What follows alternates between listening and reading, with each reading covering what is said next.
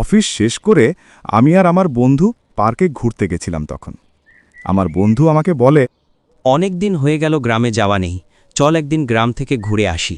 অনেক দিন হয়ে গেল গ্রামে যাই না, ঠিকই, কিন্তু এখনই যাওয়ার দরকার নেই, সময়ও নেই, পরিস্থিতিও সুবিধাজনক নয়। তাই এই মুহূর্তে গ্রামে ঘুরে আসার কথা ভাবা ঠিক হবে না, পরে সুযোগ হলে দেখা যাবে। পরে নয়, সামনের সপ্তাহেই আমরা অফিস ছুটি নিয়ে গ্রামে ঘুরতে যাব। সামনের সপ্তাহে যাবি? আচ্ছা ঠিক আছে, তাহলে অফিস ছুটি নিয়ে সামনের সপ্তাহে যাব গ্রামে ঘুরতে। তাহলে সময় মতো বেরিয়ে পড়িস, গ্রামে গিয়ে অনেক কিছু দেখব এবার। চল, মজা হবে।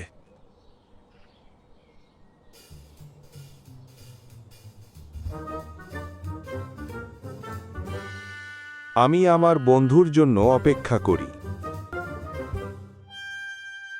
বন্ধু আজ খেপে যায় মনে হয়, অনেক দেরি হয়ে গেছে, তাড়াতাড়ি পা চালিয়ে যাই। এতক্ষণ হয়ে গেল, বন্ধুর এখনো দেখা নেই। কখন কি করব ভাবতেই মাথা যেন আরও ভারী হয়ে যাচ্ছে। কিরে, তোর এত দেরি হলো কেন? আর বলিস না, রাস্তায় অনেক ভিড় থাকার কারণে আসতে দেরি হয়ে গেল। তাহলে আর সময় নষ্ট না করে চল তাড়াতাড়ি রওনা দিই।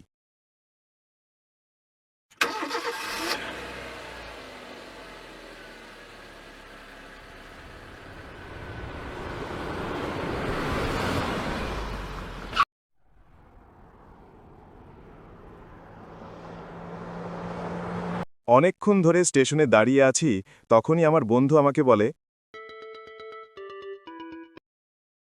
অনেকক্ষণ হয়ে গেল, ট্রেনের এখনও দেখা নেই, কখন যে ট্রেন আসবে। ওই দেখ, ট্রেনের কথা বলতে বলতে ট্রেন চলে আসলো। সত্যিই তো, ট্রেন চলে আসলো। যাই হোক, এবার তাড়াতাড়ি যেতে পারবো। কথা না বলে এবার তাড়াতাড়ি চল ট্রেনে গিয়ে বসি। আচ্ছা, চল তাহলে। আমরা ট্রেনে গিয়ে বসতেই মাইকে ঘোষণা দিল, সকল যাত্রীবৃন্দের অবগতির জন্য জানানো যাচ্ছে, আমাদের ট্রেনটি এখন কমলাপুর স্টেশনের উদ্দেশ্যে রওনা দিচ্ছে। ধন্যবাদ।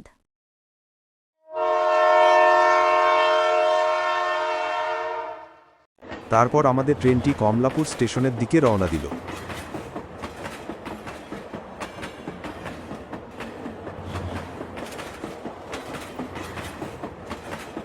তবে তুই যাই বলিস না কেন, ট্রেনে ট্রাভেল করা অনেক মজার বিষয়।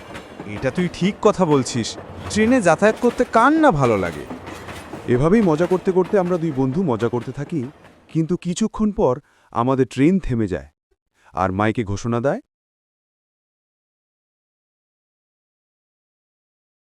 সমগ্র জাতিবৃন্দ, আপনাদের জন্য জানানো যাচ্ছে যে যান্ত্রিক ত্রুটি থাকার কারণে আমাদের ট্রেনটি 2 ঘণ্টা বন্ধ থাকিবে।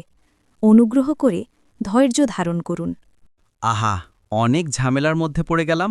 2 ঘন্টা বসে থাকতে হবে, তাহলে তো গ্রামে পৌঁছাতে অনেক দেরি হয়ে যাবে। এখন তো আর কিছু করার নেই, 2 ঘন্টা বসে থাকতেই হবে। ঠিক আছে, ধীরে ধীরে সময় কাটাই। হ্যাঁ,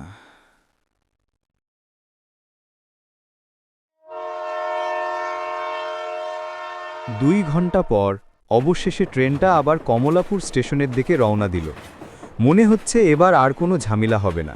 চল, আরাম করে বসে গল্প করি। আরে, আর আমার কখন করবি বল? একটু বাহিরের দিকে তাকিয়ে দেখ, বিকাল গড়িয়ে প্রায় সন্ধ্যা হতে চলল। বন্ধুর কথা শুনে আমি বাইরে তাকিয়ে দেখলাম, বিকেল গড়িয়ে সন্ধে হতে চলল। আজকের আনন্দটা পুরোই মাটি হয়ে গেল। আরে বন্ধু, চিন্তা করিস না, আজকের রাতটা আমরা গ্রামে থাকব আর পরের দিন সকালে ঘুরতে বের হব। আচ্ছা, ঠিক আছে, তাই হবে। আমরা দুই বন্ধু এভাবেই মজা করতে থাকি। এদিকে সন্ধ্যা গড়িয়ে প্রায় রাত হতে চলল।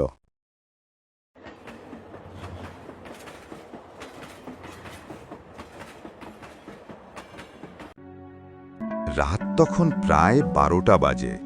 স্টেশন একেবারে ফাঁকা, শুধু বাতাসের হু হু শব্দ আর দূরে কুকুরের ডাকে ভৌতিক একটা পরিবেশ তৈরি হয়েছে। তখনই আমার বন্ধু বলে ওঠে, অনেক রাত হয়ে গেল, এখানে দাঁড়িয়ে থেকে লাভ নেই, চল গ্রামে গিয়ে আজকের রাতটুকু থাকার ব্যবস্থা করি। তাই চল। তা বাদেও জায়গাটা সুবিধের লাগছে না। সুবিধার লাগছে না মানে? ও কিছু না, তুই চল। তারপর আমরা গ্রামের উদ্দেশ্যে হাঁটা শুরু করলাম। হাঁটতে হাঁটতে অনেক দূর চলে আসলাম, তবু একটা বাড়িও দেখতে পেলাম না।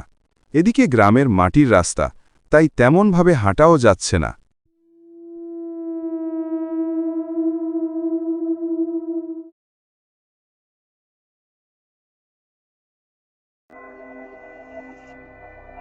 সামনে দেখ, একটা বাড়ি দেখা যায়। চল, আজকে রাতটুকু ওই বাড়িতেই থাকি। কিন্তু ওই বাড়ি দেখে মনে হচ্ছে অনেক দিনের পুরানো, কেউ থাকে না। ওই বাড়িতে থাকা কি ঠিক হবে? আমারও তো তাই মনে হচ্ছে, কিন্তু কি আর করার, আজকের রাতটুকু তো কোথাও থাকতে হবে।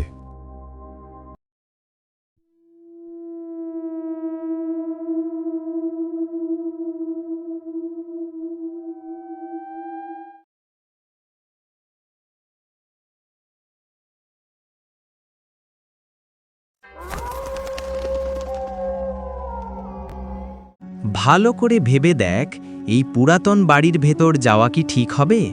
কিছু করার নেই, আজকের রাত তো কাটাতে হবে।